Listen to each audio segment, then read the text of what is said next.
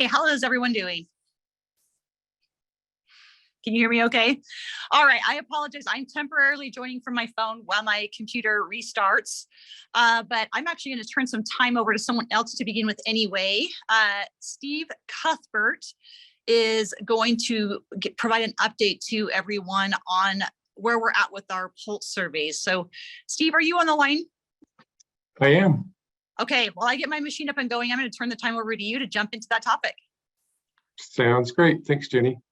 Just go ahead and share my screen here. Okay, can everybody see that? Okay. Okay, thanks.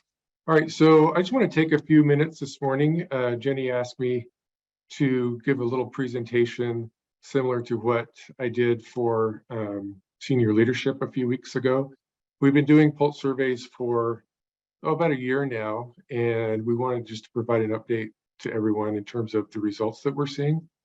And so I'll do that. And I'd also like to just take a minute and just talk a little bit about what they are and why we're doing them as well.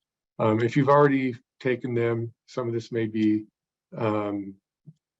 old news to you, and certainly we appreciate the time that you take to complete the surveys. I feel like they're very important, and I'll talk about that here in a sec. So what are the pulse surveys? Well, for those that that have taken them, they're just very, very brief 2-question surveys. And they also provide you an opportunity to provide additional comments if you like. As opposed to traditional surveys that typically go out once a year or so, these are sent out pretty frequently, at the very least once a month. And once we send them out, they're open for you to respond to for about a week. So if you see Marilee or Chris send out an email with a link to a survey, you don't have to complete it right then and there when you see that email. Typically you have 5 or 6 days to complete that, and then we close them out. So why are they important? Well, they help us to measure and track how we're doing relative to our seat values. It's not enough to just roll out the seat values and assume that we're doing okay with them. We want to identify exactly how we're doing in each one of those areas. And if we have gaps or issues or things that we need to address, we want to know about those. So we can come back and implement something or try something different, and take your feedback and make improvements. And they provide the second bullet there is they provide the ability to link results to specific management actions. And what I mean by that is, for example, we've had a lot of discussions in these town hall meetings relative to compensation and compensation issues. I know Marilee's talked about that, John has talked about that. When we start to see changes or we make changes, we can send out a pulse survey after those changes to see how we did, to see if there's anything we need to do differently, or take the feedback and use that to modify or change what we're doing over time. So as opposed to waiting like 12 months to do a survey, we do these more in real time, so we can actually see how everybody's feeling about changes that are being made right after they happen. And really importantly, they provide everybody an opportunity to provide their feedback and input into how things are going. You know, EDO and senior management's super busy, as you can imagine, and I would like to think if they had the time, they'd like to go out and talk to everybody if they could, but with time constraints, that's just not possible. So this provides an opportunity to provide your feedback. And I know EDO looks very closely at the results in terms of the scores as well as the individual comments. So that's why they're important. Just want to talk a little bit about the methodology, how they're scored and so forth. First of all, we have a whole list of survey questions that we pulled from, and we separated those into different categories based on the seat values, either service, engagement, accountability, or trust. So we have a bunch of questions in each one of those buckets that we pull from every time we do a pulse survey. And we ask each individual survey in terms of a 5-point scale, 5 being strongly agree all the way down to 1 strongly disagree. And we do that for uniformity so we can track the results in a similar fashion over time. And just a couple other things to note is that the responses aren't disaggregated by division within DGO, meaning we don't know if a response is from DTS, from archives, or from DHRM and so forth. We don't know who's giving the response. They're completely anonymous. And then in addition to the results that I'll show here, we post the results to the DGO intranet site once we close a survey. And those results actually show the results in terms of a distribution. So if you're interested in seeing exactly how many questions were answered in each one of those categories, 5, 4, 3, 2, 1, you can see that on the intranet site. So that's the methodology. As you can see, we've asked 18 questions so far, 5 in the first 2 categories and 4 each in accountability and trust. We'll actually be doing another one in the next couple days, asking questions in the accountability and trust sections, which will get us to 5 in those as well. So that's just where we're at in terms of the seat values. So let's get to the scores. So overall, and these are averages, but overall, if you look at all the scores across all the questions we've done, the composite scoring is about 4.0, which is somewhat agree if you go back to that Likert scale, which is actually pretty good. But as I'll show you, there's some ranging in terms of those responses, which I'll go through in a minute. But as you can see, I also broke out by the seat value, the scores with each one of those. So service scores the highest at 4.14. Engagement is pretty close behind there with 4.12.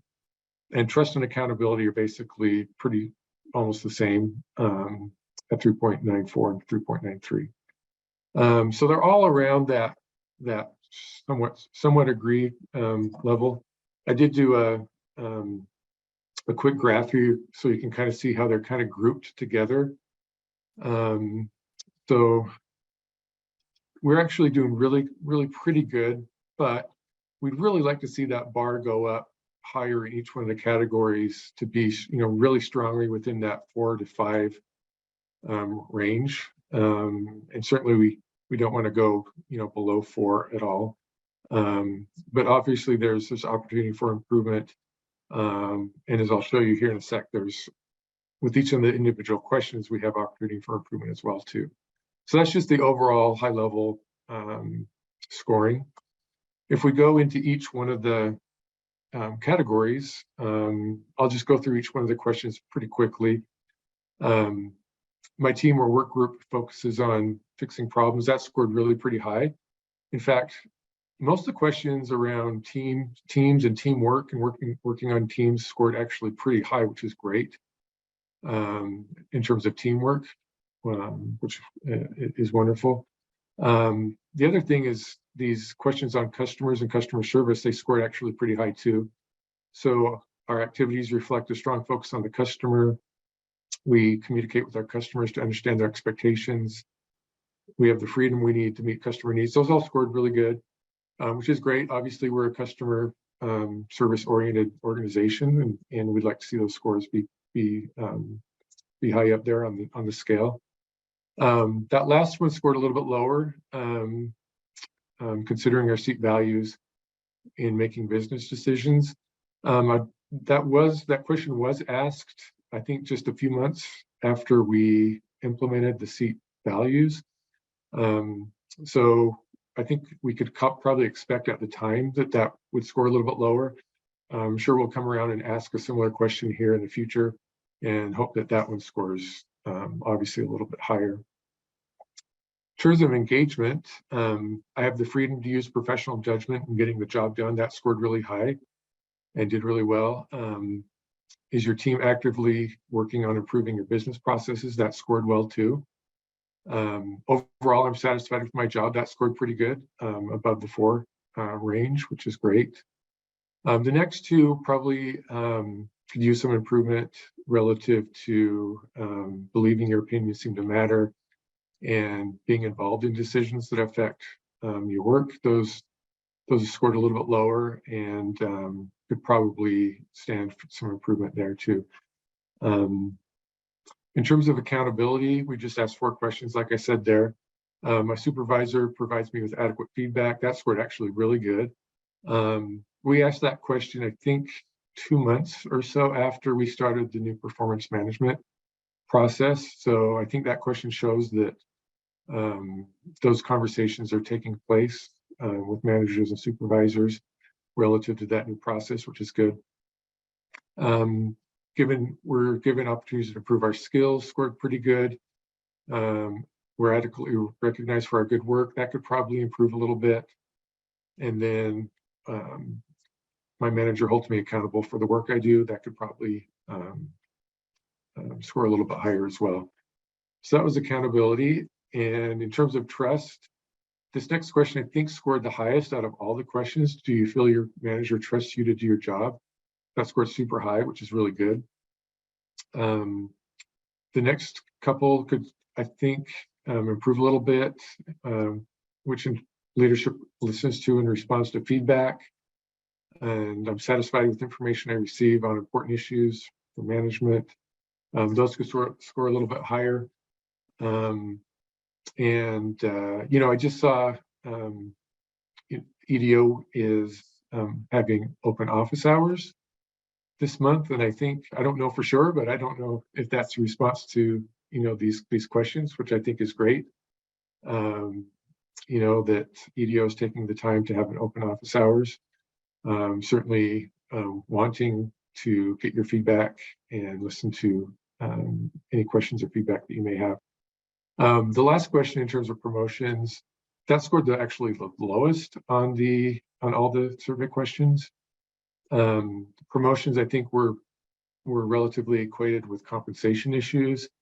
And so as we roll out changes to compensation, obviously we'll come back, like I said, and ask that question again, maybe in a little bit different way, but certainly we'll ask that question after changes are made to see if we're moving the needle on that one, which we certainly would like to do. Just in terms of next steps, we want to continue asking questions and incorporating the results into the baseline, so we can see if we can move those up, like I said, higher into the 4 to 5 point range is what we'd like to see. Continually connect management responses or actions with survey responses. So if we see a low score on a survey question, we want to see what we can do from a management perspective to improve that the next time we ask a similar question. And the next one is that Dan Chase and his team is going to use the survey responses as they develop DGO management training. So a lot of the questions relate to supervision and management, and a lot of those are going to be used as information and background as training is developed for DGO managers and supervisors, which will be great. And then lastly, we just want to drill down into areas that have low scores and see if we can gain additional information or insight into what is causing those areas to be low. And just to wrap up, I do want to take just a minute and go through some of the feedback that we got on the individual comments. For you, those of you that have filled out the surveys, it's great if you score something like really low, it's great to add a comment indicating why you scored that question a little bit lower, because that provides us a little bit more insight into why you did that. It's also great if you scored high in terms of one of the questions to indicate why you scored high. I do want to note that if you do make a comment, it's probably best not to name somebody specifically in the comments. It's probably best just to leave that more general. But certainly we want your specific comments because they provide a little bit more information on your answers. But I just pulled out some common themes that we're seeing across the board.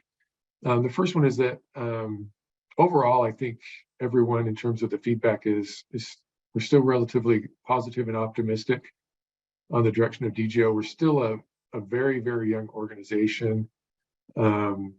And that optimism is still there in terms of DGO going forward, which is great. There's been a lot of appreciation shown for the communication that's taken place, whether it's these town hall meetings or the surveys or other efforts. But communication is tough because it's an ongoing effort and can always be improved. So while we're doing good there, or at least some of the comments, or a lot of the comments actually show that we're doing good, there's still room for improvement with communication, which leads to that next bullet in terms of oftentimes we're seeing different levels of communication in terms of the frequency and the responsiveness between different levels. And what I mean by that is like between like supervisory levels or management levels, division levels, and within EDO. Sometimes in terms of the survey responses, people feel like sometimes we get different takes or different messages depending on who you're talking to. So that's something that we probably want to work on. As I mentioned, the supervisor feedback is a lot more regular. It is occurring frequently, which is great. We saw that in the scoring. But a lot of the feedback that we got in the responses said that although the feedback is regular, the conversations could be a little bit more constructive with our managers or supervisors. So that's something we need to work on. And some of the really good things that I talked about in terms of customer service, teams are like super focused on serving our agency customers and our customers in general. And a lot of the comments, a lot of the frustrated comments are when things are getting in the way of serving our customers better, which is great. And those are good comments to hear about because they're really actionable. So if something's getting in the way of serving your customer, we want to know that and figure out a way around that to help break that down and find a way to make that better. As I mentioned, people feel a really close connection with their immediate team, which is great. They feel a high sense of teamwork and help and support within their team, which is good. And the last few things are things that I mentioned we're working on in terms of compensation. Compensation issues that comes up almost every survey in the comments. Stress over workload comes up quite frequently. And then the issue of management often being too busy to connect with it comes up quite a bit. And again, that's something that, like I said, I don't know if Jenny can respond to that, but I know I saw those office hours with EDO, and I know that's probably an attempt to try to bridge that gap and overcome that a little bit, which is great. So that's a really, really super quick overview of these. Like I said, we'll be sending out another survey in the next couple of days. As I mentioned, if you have been taking the time out to do them, we really appreciate that. We get about 500 or so responses per survey, which is really good. If we could get that higher, that'd be better. So if you haven't taken them, please just as we send one out this week, take a minute and complete it. And we just really appreciate your support on these. So I'll go ahead and stop, and Jenny, I'll pitch it back to you. Sounds good. Thank you. You bet. All right, I'm on my machine. Can everyone hear me now? Good. Okay. Just a thank you to Steve, who has been instrumental in helping with these poll surveys. And I just want to echo what he said, which is we really do take the information seriously and use it as we're trying to be strategic with not just our planning for our department, but how we engage with employees and what things we should be focusing on. And Steve is right. One of the things that we saw from the survey was this feeling that management sometimes is unavailable to talk about issues with. Some of the things we've heard just as an executive director's office too from people, they've said, I wanted to talk to you, but you're really busy and I don't want to bother you. And so we felt if we just had some open office hours where people felt comfortable just coming to talk to us about anything during these hours, then maybe that would help alleviate some of that concern as well. So just want to reiterate that we do have an open door policy, so you are always welcome to come chat with us, but we're really excited about these open office hours and hope that we'll have people come visit with us. Yesterday, we held our first one. We only had one person. It was Matt, who it looks like here, he's going by generally Matt. And maybe he's frozen. Anyway. It was me. It was me. And it was a great opportunity just to chat. And so we really encourage everybody to come visit us during those times. We're trying to split it across days of the week and morning and afternoon so that we can accommodate schedules. And we've also talked about maybe doing some of it virtually for our employees that work remotely, and maybe coming into TSA doesn't make a lot of sense. We can have some open office virtual hours as well. So we'll continue to tweak that, and any feedback that you have from us would be great. For us would be great. I just want to give a brief update too on HB 104. We talked about this last time. This is that transition to a performance management system. We are working very closely with our division directors on how that's going to look, so that way we have consistency across the department. So we had our leadership training a few weeks ago and had a very robust conversation about just a small portion of performance management. But it was a good opportunity to get everyone at the table and really hear a variety of perspectives and narrow down on a few things. So we have some additional meetings coming up with the division directors to really flesh out some of the big components of HB 104. Our plan is to have that performance management system that complies with HB 104 completed by April, so that way we can then meet with you as employees to share how that's going to work within GovOps before it gets implemented on July 1. By statute, we do have to implement July 1 of 2023. So we'll have April, May, and June to do a really robust communications effort with all of our employees to share how that's going to work and answer any questions that you have. We'll have some town halls that are specific just to this to make sure that we're really addressing any concerns or thoughts that you have. So that will be coming out in April. And then Steve also mentioned the management training. We are working with Dan Chase and his team within DHRM to build an ongoing manager supervisor training specific for GovOps. Our goal is to launch that in January.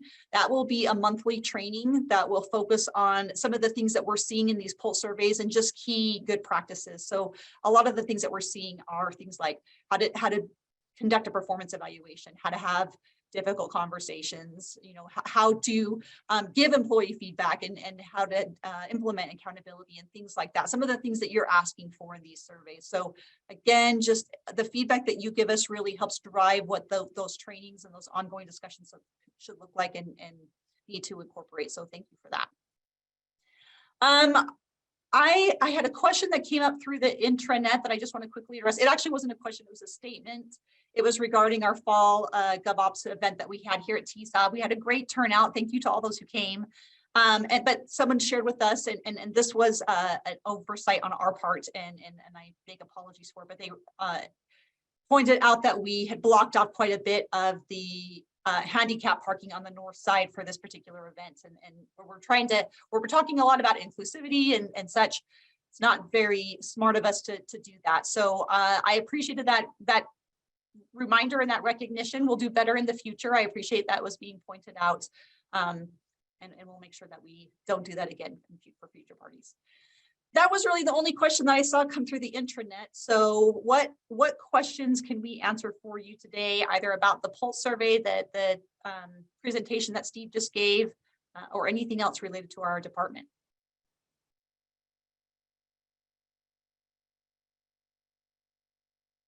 Oh, so Steve just said it's important that office hours are in person only. That's where I was saying we're going to look at doing some of them virtually because we recognize a large number of our employees work remotely. And so that's something that we talked about a little bit yesterday is maybe we can just have a portion of those be Google Meet meetings, and we'll work with Melissa to figure out a structure for that. So we do want to make sure that we incorporate an avenue for our remote workers to engage with us as well. So we're working on that.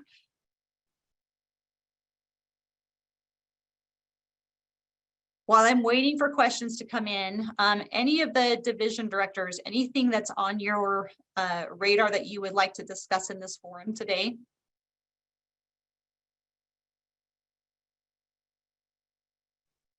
I'm not seeing anyone raise their hand, so I'm not seeing any questions come through. Jenny, I think we have to go back to talking about crumble cookies at some point if we don't have more questions. Sorry, Alan, go ahead.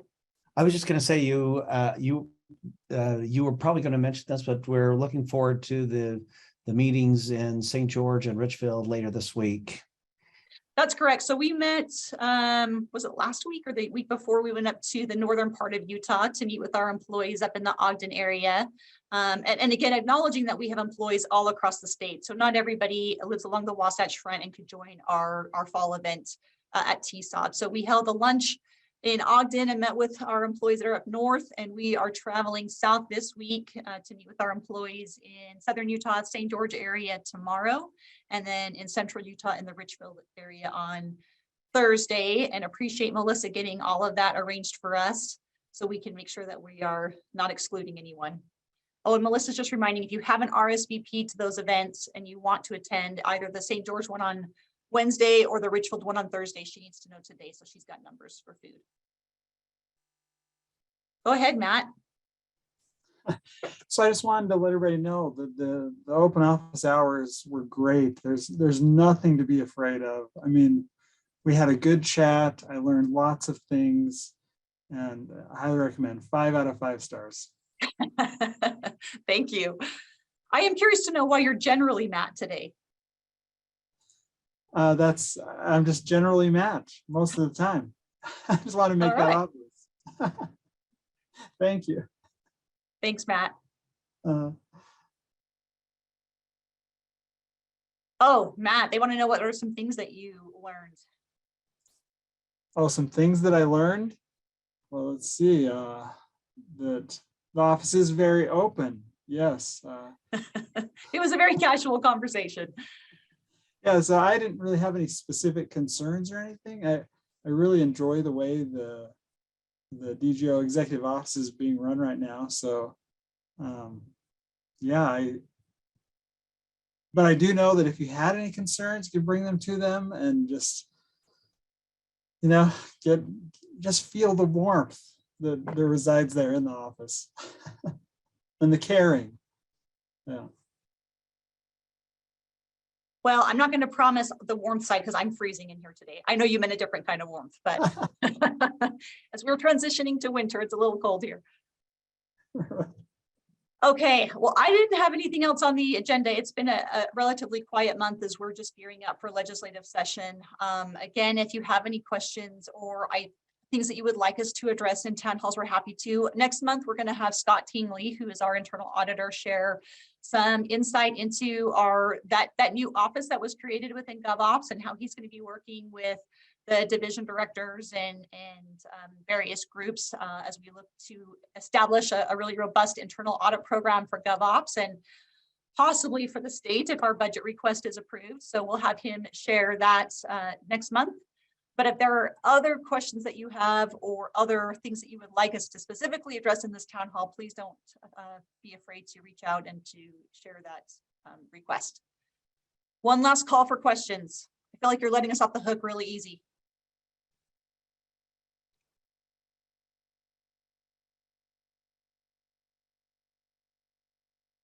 All right, I'm not seeing anything. Have a great rest of your Tuesday. See you all.